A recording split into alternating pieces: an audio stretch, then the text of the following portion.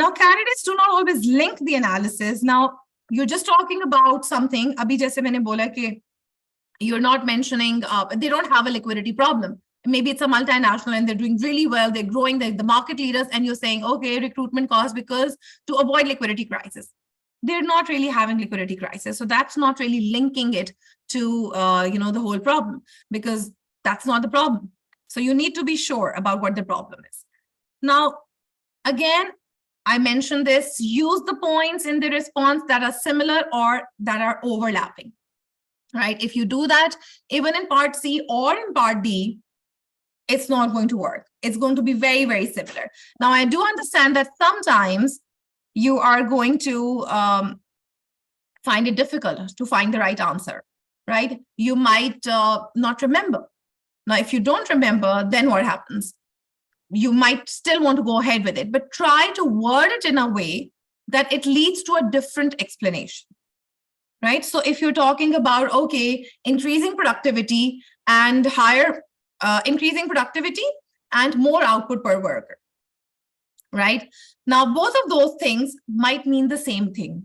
But if your explanation is higher productivity is linking to higher profit, less wastage of resources, that means less cost for the business, and higher output per worker could also mean that you need less employees, so that you're taking it to two different directions. You still will get the marks. But if both of them are leading to, the same thing, that your cost, simply business cost is going to be less, then you're not going to get marks. So you have to identify exactly how the cost is going to be less.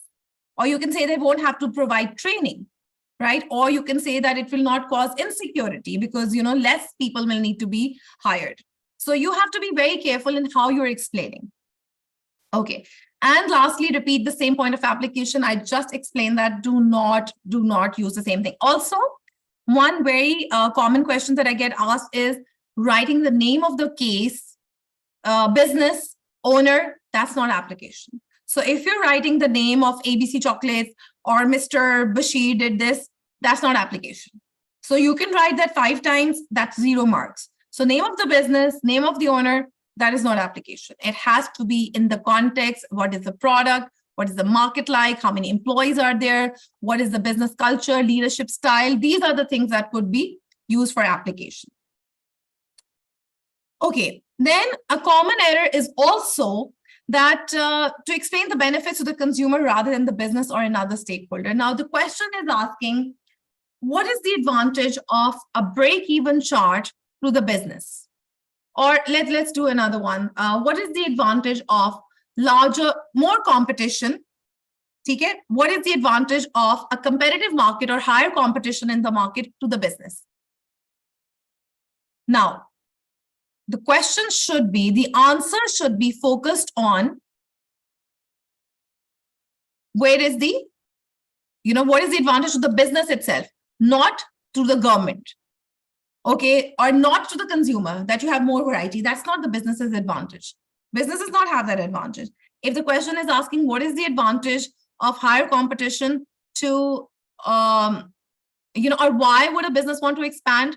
The reason could not be to increase employment, because businesses really don't care. Private businesses are not worried about employment. Yes, if you ask why the government would want to increase employment, or why would they want more businesses to set up? Yes, you can say to increase employment. But it is not going to be, you're saying, okay, increased competition or increasing economy or growing economy would lead to higher employment. Yes, but that's not the point. That is not an advantage to the business itself. And the business is not really concerned about economic advantages. So in economics, you might want to write that, but not in business, because businesses are not concerned about that. Now, let's come to the most difficult question of this paper, which is part E. Now, this is how the marks are broken down. 2 marks for identification, 2 for relevant development, and 2 for justified decision. Now, can you see this? That only there are 2 marks for identification. That means 2 marks for knowledge. Now, sometimes a lot of you, and some of the students have even told me that their teachers told them to do so was to give 6 points because they're 6 marks. Do not do that. Actually, there are only 2 marks for identifying reasons. So you're saying, all right, whatever part E you're picking, you're saying, all right, how many advantages should I give? How many drawbacks should I give? So if you're saying, all right, so should you take over a business? Or is this like the best leadership style? You have to decide, do you agree or you don't agree? That's the first thing you need to decide on. Do you agree with it or you don't agree with it? Mostly that is the question. So if you agree with it, then you have to give me 2 reasons why you agree with it, right? And then you have to develop them. Why do you agree with them? How is that a good thing? How is that a good point? Because, for example, if you're saying, yes, democratic leadership style is the best leadership style because it allows the business to motivate its employees, which leads to higher productivity for the business. That leads to profitability. Okay, then another reason could be that it increases or it allows you to have more ideas of pool of ideas, which allows you to have better productivity. Depending if it is a manufacturing business, you can say that they can have more ideas of design to improve their furniture or current design, right? So आपने उसके application करना है, but अभी part E में उन्होंने application खत्म कर दिया है, so there's no application mark. Muhammad Afnan, I'll just take your question in a bit. So there's no more application happening, but what is present there, I'll just tell you in a minute. Now, justified decision, what does that mean? It means that you have to justify that, ab aapne, what you can do is there are 2 ways or there are multiple ways of answering this question because they leave it open-ended. So you can give 2 advantages, and then a lot of the examiner comments point towards a double-sided answer. They've not given like a very clear-cut kind of, a rule to it. And that is what makes this question the most difficult to attempt. However, if you give another side of it, for example, however, you can say democratic leadership style might slow down decision making, which might delay important, deadlines, or it might make it difficult for the business to meet the standards or whatever is given in the question, right? Now, so ideally, what I tell my students is it should be 2 versus 1. Now, what that means is 2 points for it and 1 against it. So that's what I usually recommend. If you're saying, no, I don't agree with it, then give 2 reasons why you don't agree with it. However, do acknowledge that I know there are benefits. So the examiner knows that you understand the strength and the weaknesses. अब आपने अगर ये 3 points दिए, that's it. You're justified in your conclusion because you're saying, okay, I know this is a good thing, this is a bad thing. However, there's more good because it's 2 versus 1. Okay. All right. So who's asking a question? Can you raise your hand again? Ma'am, I was asking a question. My question is that do we have to write yes or no at the start of the question or like at the end of the question? Like I agree with it or I don't agree with it.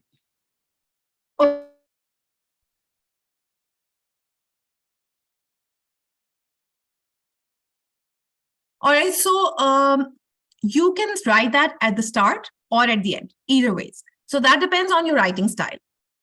Okay, you don't have to worry about it कि शुरू में लिखूंगा तो कम marks मिलेंगे या ज़्यादा मिलेंगे.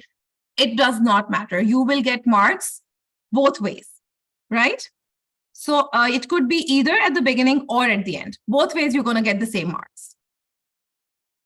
But it should be there. That has to be clearly mentioned what side you're taking. So that is the most important part. Okay, so I thought there was somebody else who raised their hand. Okay, yes, Lena, you have a question? Yes, Miss. Miss, I came across the 6-mark E-part question saying that is price the most significant element of the marketing mix? Justify your answer. So how do we answer this question? Okay, so firstly, again, do you agree with it or you don't agree with it? So I do. In business studies, especially part E's, it is going to be really, really rare that anybody gets a 0. You have to be really not reading the question at all and just writing whatever comes to your mind to get a 0. So you can go either ways. You can say, yes, it is the most important factor, and then give 2 reasons why. And then, however, You can mention that, a low price alone cannot really make the product successful, because it is the whole marketing mix, the 4 Ps of, the product, and the 4 Ps of the marketing mix that make a product successful. So you can mention that. And of course, price is important, because that really, means that, people can afford to buy it. The affordability, the competitiveness of the consumer is going to depend on that. So you will have 2 reasons to write that. So either ways you can do that. Or you can also talk about, no, I don't feel that price is the right thing. You can talk about any other element as well. Yes, Dalia, you have a question? Miss, I have a question related to what we're discussing. In such a question, do we discuss the other 3 Ps of marketing, or do we pick one against price and then discuss it? If you're saying price is not the most effective one, then you can pick one, any other 3. If you're saying price is the one, then you can talk about all 3 together in this one part here. That, all other 3 are also equally important, you could say that. Or you can also talk about one, that I feel the product itself is more important, because if the product is not up to the mark or is not according to the needs of the consumer, then nobody is going to be buying the product regardless of the price. Okay? All right. Let's continue. Now, the areas of concerns for part E. Now, I have already said that this is the most challenging question. That's where most of the marks are lost in all of the question. Yes, Abdullah Khan, you have a question? Question ये था काफी बार when I attempt paper, तो जब आप answer scheme से अपना देखते हो आंसर्स, उसके अंदर 5-6 पॉइंट्स दिए होते हैं और फिर नीचे दिया होता है कि avoid any other valid point. So how do you know if the points that you have written are valid or not? Okay, so you won't know, but the examiner would know. For example, if you're saying, because, like the knowledge in the book is limited. But sometimes, अगर उसके answer 10 बन रहे हैं, so वो सारे नहीं लिखेंगे, उसमें they'll write 5. But any other valid point means that if it is relevant, or, it is written in another word, in another terminology, but it is applicable, you will still get the marks. So there are a lot of times that, the answer you've written or the way you've written is not mentioned. But if it is similar, you do get marks. And sometimes it's not even similar. Sometimes, a lot of people ask me that, we read this in commerce or we read this in economics, so can we still use that? So yes, you can use that. And that is why it is written that अगर कोई बच्चा कोई और subject ऐसा लेता है जिसमें से relevant कोई बात आ रही है, so of course आप उसको mention कर सकते हो. And that is why it says that. So you don't have to know whatever other relevant answers are there. As long as you think it's relevant and it's valid, you can write it. And most likely you do get marks for it. They will not mark it wrong there. Now, if you do, however, mention, like I said, 2 versus 1 here. So you're saying, okay, yes, I agree that democratic leadership style is the best way. However, it's very time, you give a reason, then you say, okay, however, it's very time consuming. But because it is, you repeat the same thing, which was kind of motivating the employees.